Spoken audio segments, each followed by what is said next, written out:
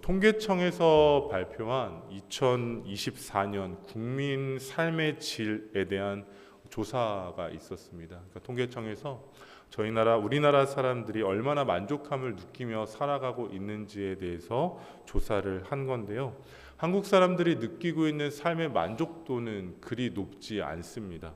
10점 만점에 6점으로 조사되었는데요. 전체적인 평균 점수가 한 중간 정도 된다는 것이요. 그래서 조사 항목만을 놓고서 조금 살펴봤을 때 소득, 건강, 환경, 관계 등에 대한 응답도는 평균과 비교해 봤을 때 중하위권, 전 세계적으로 중하위권에 머물러 있다라는 것이 밝혀졌습니다. 근데 세부적인 항목에서는요, 관계, 안전, 의료 등에서는 비교적 만족하지만 경제적인 것, 사회적인 것, 정치적인 분야에 있어서는 그 만족도가 상당히 낮다라는 것으로 조사되었습니다. 그렇다면 이런 것들은 조금 보편적인 거라면 우리 스스로의 삶을 조금 점검해 볼 필요가 있겠죠. 우리 영등포제일교회 성도님들은 개인의 삶에 얼마만큼 만족하고 계신가요? 성도님들의 삶을 되짚어 봤을 때 하루하루의 삶이 우리의 개인과 가정과 또한 신앙생활의 영역에 있어서 얼마나 만족하며 살아가고 있냐라는 겁니다. 국민의 삶의 질을 평가해 본 기준을 놓고 봤을 때 사실 그리스도인 된 우리의 삶 또한 크게 다르지 않다라는 것을 보게 됩니다. 많은 성도님들을 신방하게 되고 교회 공동체 안에서 마주하게 됐을 때 성도님들의 입술 가운데 고백되어지는 삶의 만족도와 감사는 그리 많지 않다라는 것을 경험합니다. 왜 그럴까요? 항상 쫓기며 살아가기 때문입니다. 시간적인 여유가 없다라고 말씀하세요. 쉼도 없고 힘도 없고 은혜도 없고 늘 결핍된 상황 속에서 살아가고 있다라고 말씀하실 때가 많습니다. 그래서 우리의 삶뿐만이 아니라 우리의 영혼도 빠듯하게 되고요. 우리의 영혼도 항상 공고하게 되면서 삶의 질이, 삶의 만족도가 그리 높지 않다라는 겁니다. 그런데 잘 생각해 보면 우리의 현재와 우리의 오늘이 사실은 주어진 삶의 현상 가운데 만족함을 누리는 인생이 아니라 이미 우리 가운데 베풀어 주신 구원의 은혜만으로도 만족할 수 있는 존재가 우리의 삶이 되어야 한다라는 겁니다. 사실 성경적인 가치관에 있어서 우리는 눈앞에 보이는 현실로 인해 만족도를 찾는 인생이 아니라 이미 죽어갈 수밖에 없는 영혼을 구원해 주신 하나님의 복음, 그 은혜, 그 사랑이 이미 충분히 우리 가운데 경험되어졌다라는 사실이죠. 우리가 은혜 받았을 때는 믿음으로 고백합니다. 주님, 저는 주님의 은혜만으로도 구원해 주신 은혜만으로도 감사합니다라고 살아갑니다. 하지만 현실 가운데 나아가다 보면 우리는 그 구원의 부요함을 누리기보다는 현실에 있는 결핍과 곤고함 가운데 불평하며 살아갈 때가 많은 존재임을 깨닫게 됩니다. 바라기는 12월 한 달을 살아감에 있어서 우리가 그 어떤 세상적인 가치로 인해 부요함을 누리는 인생이 아니라 먼저는 하나님께서 우리 가운데 베풀어 주신 구원의 은혜가 감사로 고백되어지는 성도님들 되시기를 예수님의 이름으로 축복합니다. 정말로 살기 힘들다라고 이야기하고요. 늘 쫓기며 살아가고 늘 결핍되어져 있다라고 이야기하지만 사실 2025년 한 해를 되돌아봤을 때 하나님의 은혜가 아니면 오늘의 시간이 없음을 고백할 수밖에 없습니다. 내가 내 힘으로 살아온 것 같고 내 노력과 내 열심으로 살아온 것 같지만 결국 오늘의 시간이 우리 가운데 주어진 것은 하나님의 은혜가 있었기 때문이다라는 것이죠. 바라기는 먼저는 구원의 은혜를 고백했다면 다시금 지금까지 나를 살게 하시고 내 인생을 인도하셨던 하나님의 은혜와 인도하심 가운데 감사할 수 있는 우리 모두가 되기를 예수님의 이름으로 축복합니다. 그 은혜의 고백 가운데는 결핍, 곤고, 부족함이 아니라 늘 더하여 주시는 은혜가 우리 가운데 있었음을 기뻐하며 찬양할 수 있는 우리가 되어야 할 줄로 믿습니다. 근데 왜 우리의 신앙과 우리의 현재는 늘 차이가 있는 걸까요? 우리의 신앙적인 은혜는 있는데 왜 현실 속에서는 늘 풍성함을 누리지 못하는가라는 겁니다. 사실 이미 하나님께서는요, 우리의 인생 가운데 은혜만이 아니라 늘 공급해 주시는 하나님의 사랑이 있습니다. 하나님께서 오늘을 살아가게 하는 우리 가운데 공급해 주신 은혜가 있다는 거예요. 근데 왜 부족한가? 우리의 시선이 세상을 향해 있기 때문입니다. 하나님께서는 늘 우리 가운데 공급해 주셨는데 그 공급되어진 은혜에 감사하기보다는 공급되어진 은혜를 세상과 비교하며 살아가는 우리의 연약함이 있기 때문입니다. 그리고 하나님의 은혜를 갈망하기보다는 세상적 가치를 하나님 앞에 갈망하는 우리의 부족함과 완악함이 있기 때문이라는 것이죠. 그러다 보니 시선은 세상을 향해 있고 비교하고 세상을 갈망하다 보니 늘 부족하고 곤고하고 실망하며 살아갈 수밖에 없는 것입니다. 그래서 오스왈드 챔버스는 그의 묵상집에서 이렇게 이야기합니다. 우리는 이미 하나님의 약속을 통해 신성한 성품에 참여하는 자가 되었고 습관을 통해 우리 안에 허락하신 부요함을 누리며 살아가라라고 이야기합니다. 조금 단순히 이야기하자면 우리에겐 하나님의 약속이 있고 하나님의 거룩함에 참여해야 하고 그것이 우리의 순간적인 것이 아니라 습관적으로 날마다 살아가게 될 때 그 허락하신 것들을 부요함에 누리며 살아가게 된다라는 겁니다. 그러니 거룩함의 부요함을 습관으로 경험하며 살아가라는 것이죠. 부요함을 누리며 살아가라는 겁니다. 부요함을 경험하라는 겁니다. 근데 그것이 어떻게 가능할까요? 영적인 시각을 소유할 때 가능하다라는 겁니다. 눈앞에 보이는 현실 가운데 만족하는 것이 아니라 눈앞에 보이는 것은 결핍함일지라도 그 속에 역사하시는 하나님의 은혜가 이미 경험된다면 우리는 감사할 수 있다라는 사실입니다.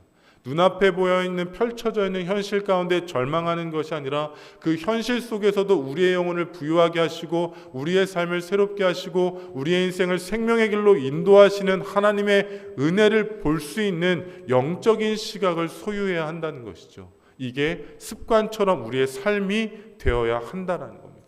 늘 무엇을 보며 살아가십니까? 늘 어떻게 상황을 해석하며 살아가십니까?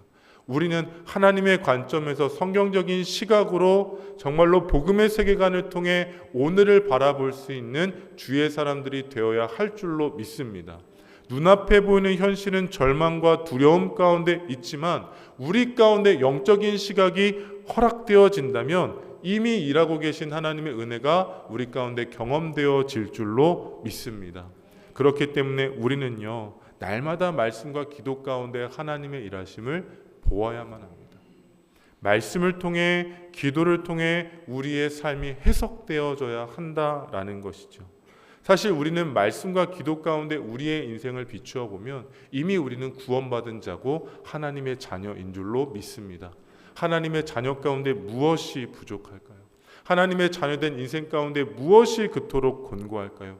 사실 영적인 측면에서 본다면 우리의 삶은 조금도 부족함이 없다라는 사실입니다. 바라기는 12월 한 해를 살아가면서 12월 한 달을 살아가면서 주어진 현실에 끌려가는 인생을 살아가는 것이 아니라 하나님의 자녀로서 주어진 인생을 누리며 살아가는 성도님들 되시기를 축복합니다.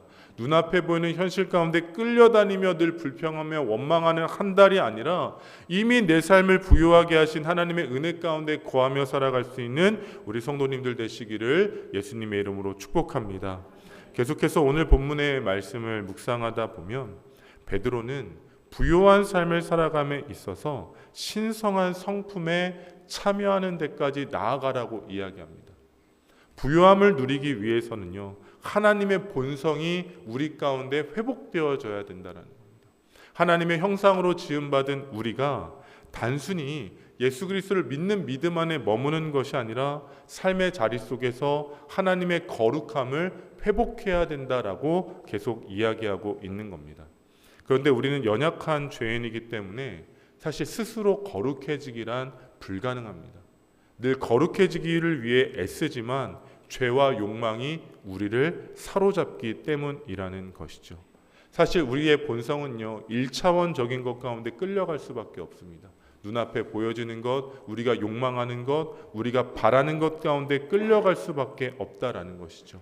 그러나 거룩한 성품에 참여하는 것은 세상에 썩어질 것에 우리의 마음과 생각을 내어놓는 것이 아니라 정말로 성령께서 우리 가운데 역사하시는 하나님의 약속의 말씀 위에 견고히 세워지는 겁니다.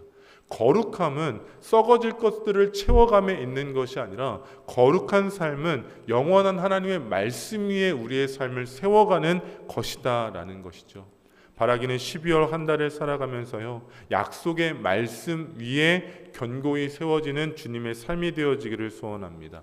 열매 없는 인생으로 끝나는 것이 아니라 지극히 보배로운 약속의 말씀이 우리의 삶 가운데 열매 맺음을 통하여 욕망에 얽매이지 않고 이미 허락하신 하나님의 부요함을 누리며 감사함으로 살아갈 수 있는 성도님들 되시기를 예수님의 이름으로 축복합니다. 마지막으로 오스왈드 챔버스는요, 그의 묵상집에서 이렇게 이야기합니다. 우리가 이미 받은 은혜를 다른 사람에게 차고 넘치게 하라. 부요함의 인생은요, 우리 스스로 가운데 채워가는 인생이 아니라 나누며 베풀며 섬기는 인생임을 이야기하고 있는 겁니다. 하나님의 사람들은요, 하나님께서 우리 가운데 부요케 하신 것을 우리가 경험하고 또한 거룩한 성품을 닮아갈 때 그것을 흘려보내는 인생으로 성장하고 성숙해져 가야 한다라는 것을 말해주는 겁니다. 근데 우리는 하나님께서 베풀어 주신 것을 우리만 누리려고 합니다. 왜요? 하나님께서 베풀어 주셨음에도 불구하고 늘 부족하다 느끼기 때문입니다. 처음 말씀드렸던 것처럼 우리의 영혼은, 우리의 삶은 하나님의 것으로 이미 채워져 있는데 세상을 갈망하는 우리의 연약함이 늘 부족하다라고 느끼게 하는 것이죠. 그러나 우리의 인생을 늘 깊이 묵상하다 보면 은혜가 있고 감사가 있고 기쁨이 있는 줄로 믿습니다. 우리의 인생을 들여다보면 우리 개인의 삶 가운데, 우리의 가정 가운데, 자녀들의 인생 가운데 정말로 우리로서는 감당할 수 없을 만큼의 하나님의 은혜가 부어진 줄로 믿습니다. 그렇다면 흘려보내는 것이죠. 이미 우리 가운데 허락되어졌다면 우리만 누리고 끝나는 인생이 아니라 그것을 흘려보내야 하는 인생인 줄로 믿습니다. 바라기는 우리가 만나는 한 영혼 한 영혼을 위해 주님의 사랑과 주님의 축복의 그 부요함을 흘려보낼 수 있는 성도님들 되시기를 예수님의 이름으로 축복합니다. 특별히 가정 가운데 아직 예수 그리스도를 믿지 못하는 영혼이 있습니까? 그 영혼의 부요함을 위해서 우리가 복음을 흘려보낼 수 있는 구원의 통로로 쓰여지기를 주님의 이름으로 축복합니다. 또한 자녀들의 인생 가운데 너무나도 힘들고 어려운 시대를 살아가고 있죠.